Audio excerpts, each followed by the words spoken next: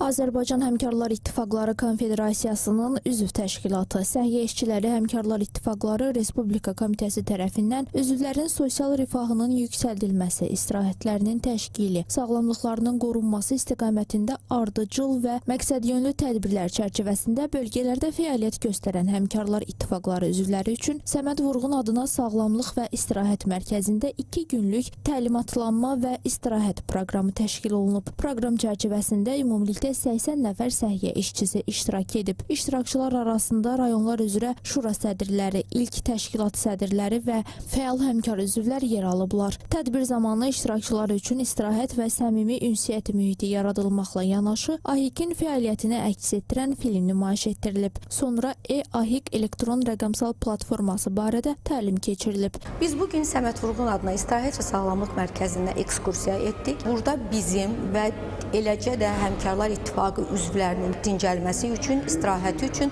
çox gözəl şərait yaradılmışdır. Başqa rayonlardan, üzv və təşkilatlardan gəlmiş həmkar yoldaşlarımızla ünsiyyət qurduq. İstirahət mərkəzinin xidmətlərindən yararlandıq. Çox yüksək səviyyədədir. Proqramın ikinci günündə sağlamlıq və istirahət mərkəzlərinə ekskursiya təşkil olunub. Ekskursiya çərçivəsində AHİK-in nəzdində fəaliyyət göstərən Günəşli və Abşeron Sağlamlıq Mərkəzləri, eləcə də Miras İstirahət Mərkəzi ilə tanışlıq olub. Bu günləri Günəşli Nevroloji Sanatoriyasında tibbi avadanlıqlar və cihazlarla tanış olduq. Həqiqətən hər şey yüksək səviyyədə təchiz olunmuşdu.